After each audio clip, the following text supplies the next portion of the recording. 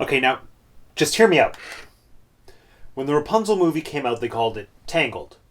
When the Snow Queen movie came out, they called it Frozen. So if Aladdin came out today, would they call it Rubbed?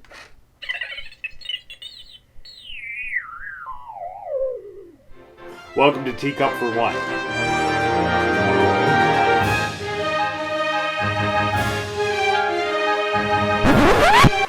My name is Matt, and I have 2 degrees. And today we're talking about 2 of people's favorite things, genies and Robin Williams. Originally, I was going to do a whole series where I was going to rank the best voice performances across Disney movies in different categories. So like the top 5 Disney princess voices, the top 5 Disney villains, the top 5 sidekicks, and then the number 1 contenders from each of those categories were going to face off, and then I was going to find the best voice performance of all time in any Disney movie. But let's just cut to the chase, because we all know Robin Williams is going to win, right? Let's blow this popsicle stand! A doorstop would be a fabulous career. However, if you want to see me do that competition to find runner-up for best Disney voiceover performance of all time, let me know in the comments section down below.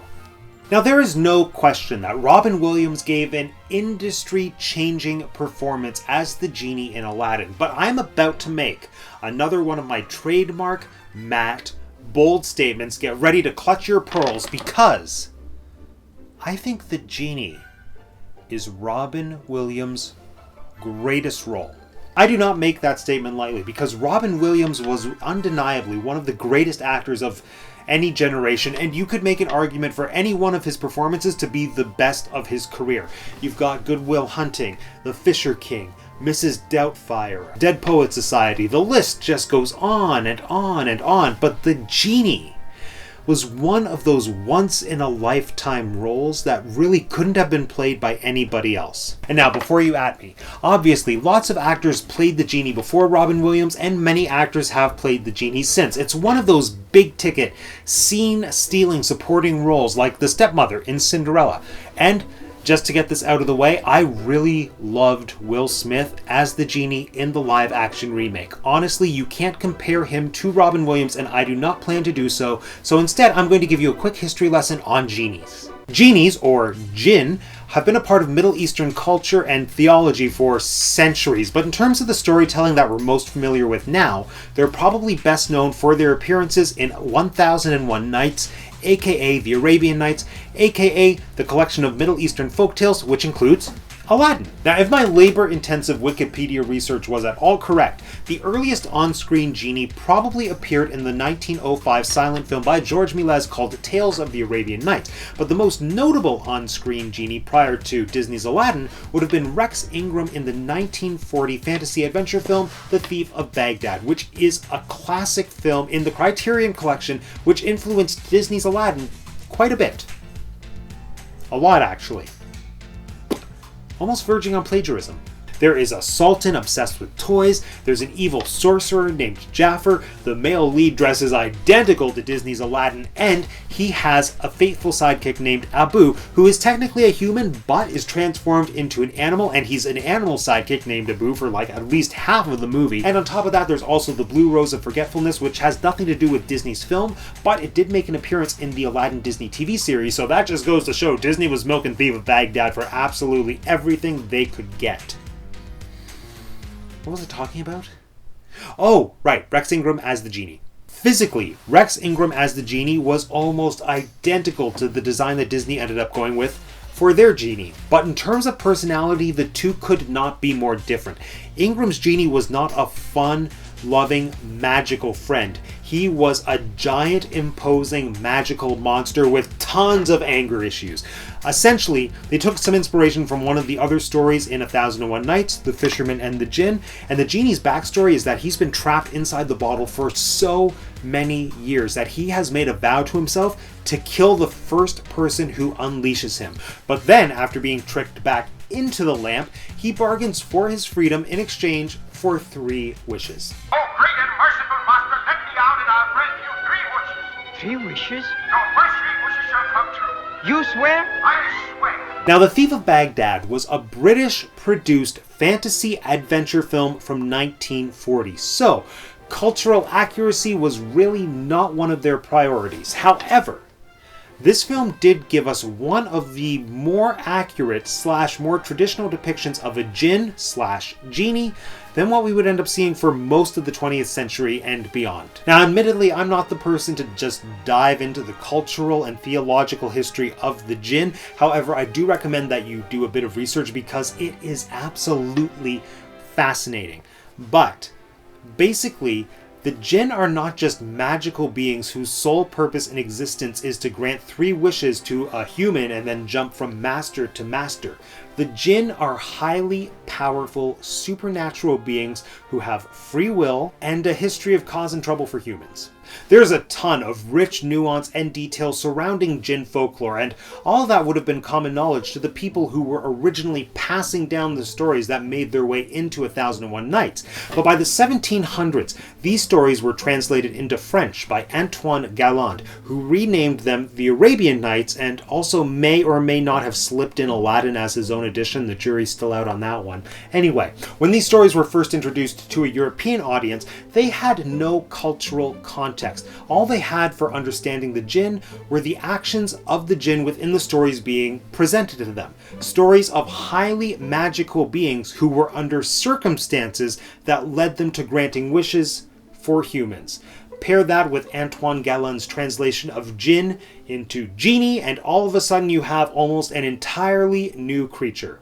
The genie of the lamp! The 20th century. That's when we really started to see the genie becoming this comic archetype, largely because of a successful comedy novel from 1900 called The Brass Bottle, which was about an ancient genie being discovered and unleashed in a modern world. The novel was so popular, it was adapted multiple times on stage as well as to multiple films, most notably in 1964, starring Burl Ives as the genie. That movie then inspired the highly successful TV show I Dream of Jeannie, starring Barbara Eden, and all the comedy was just grounded in this brilliant concept of an ancient genie being out of time with modern society and then causing all these hilarious magical mishaps for their master. All of a sudden, genies were funny. Airplane, you know, it's up in the sky, up there, see?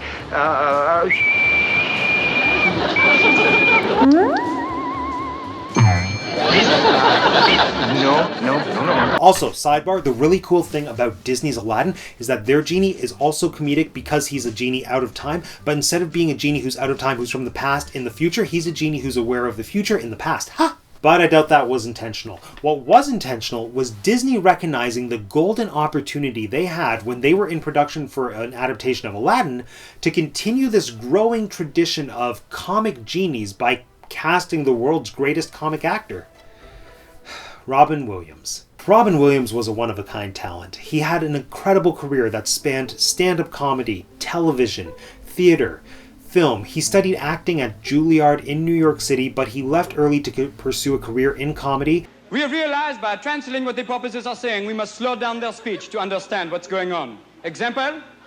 Patata! Patata! We slow it down. I'm not a tuna! I'm not a tuna! And then that eventually snowballed into him getting an offer to be on the TV show Laugh-In, which then got him a cameo role on Happy Days as Mork, which then snowballed even further into him getting an entire TV series built around that character, because he was just that engaging. His early career was largely built on his incredibly genius, ridiculous, goofy, fast-paced comic energy, and Mork and Mindy was the perfect showcase for that, for him to just unleash that unbridled joy to the world. As much as I like Mindy, it's against intergalactic law to eat fellow space travelers. Fly, be free!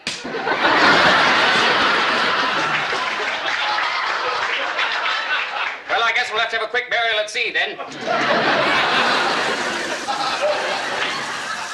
I'll notify your next of kin. Your brother bit the big one. But in addition to showcasing his abilities as a comedian, Mork and Mindy also showed us sides of him as a dramatic actor, where he just allowed himself to pour so much heart into that role. You know, when you create someone and you nurture them, they grow. There comes a time when they have to lead their own life. Or die their own death. And now your friend is gone forever? Oh, no, sir. No. I'll always keep him right here. And I suspect that's why once Mork and Mindy wrapped up, he was able to transition his career so effortlessly into doing very dramatic roles like what we saw in Good Morning Vietnam or Dead Poet Society. By the time pre-production on Aladdin had rolled around, Robin Williams was already cemented as one of the most talented people working in Hollywood at the time. And so Disney obviously knew that they wanted him for the Genie, but keep in mind that this was at a time when Disney was still struggling to rebuild their reputation and bring back in the magic. So they had to convince Robin Williams to do the role, and to do it for a lot less money than what he would normally be paid. Reportedly, his asking price at the time was $8 million per film, and for Aladdin he ended up making $75,000. He was paid scale, so that's like less than 1% of his asking price. That's like if I made $100 in a year. Someone please hire me. So, as part of their pitch to Robin Williams, Disney had animator Eric Goldberg prepare animated sequences of the Genie using recordings from Robin Williams' stand-up routines. Once again, if there are any little children here tonight, we've used these words in a sentence. So, basically, Disney was auditioning for Robin Williams with these sequences, showing him how animation could be used to visualize his unique, crazy sense of humor, and it worked. And this all goes back to something that I've discussed on the channel before. Hand-drawn 2D animation presents a world of magical possibilities that just are so unique to that medium. It's the same magic that brought Ariel's underwater world to life in a way that can't be replicated through live action. Rob Marshall, honestly, please prove me wrong. And it brought to life Robin Williams' trademark beautiful comedic energy in a way that could only be imagined before. Can you make me a prince? Oh, let's see. Chicken a la king? No. Yeah, that's king crab. Ow. I hate it when I do that. Caesar salad.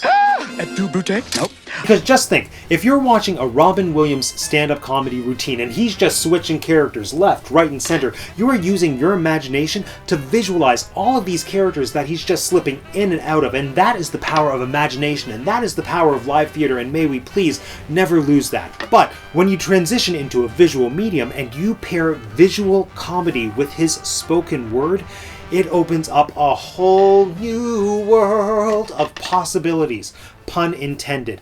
Honestly, Robin Williams and animation is like Lady Macbeth and Mr. Macbeth. It is a perfect marriage. And that perfect marriage did not go unnoticed. I mean, they are so good. The guys who draw, which I've made fun of, but it's actually, they're really like, they act with a pencil. It's an extraordinary performance. The perfect melding, if you think about it, of a talent and an art form. Robin Williams really is an animated character, and I think that Robin Williams does deserve to become the first voice to be nominated for Best Supporting Actor. Robin Williams undeniably brought the same level of commitment, warmth, heart, and that special spark of madness to every role he played, but I feel like some actors are really lucky that at one point or another in their career, they come across that one role that just really encapsulates all of the skills that they've acquired up to that point in their career, and they can just show off and just be celebrated for that talent. So for example, Burt Lahr had that with The Cowardly Lion and The Wizard of Oz. Julie Andrews had Mary Poppins, and Robin Williams had the Genie. The Genie is a visual time capsule of the two biggest qualities that just made the world fall in love with Robin Williams in the first place. His humanity and his humor. Like, those are the two things that made us feel like we knew him, like he was our friend. And we never had a friend like him. Alright folks, that concludes yet another episode of Teacup For One. Let me know in the comment section down below, what is your favorite Robin Williams movie? Also, if you want to hear me talk even more about Disney, or sometimes Shakespeare, sometimes droids, please consider subscribing to the channel if you have not done so already. It's super easy. All you need to do is click on my face. Ow. No, just kidding. Thanks for joining us again today, everyone. My name is Matt, and I have 2 degrees.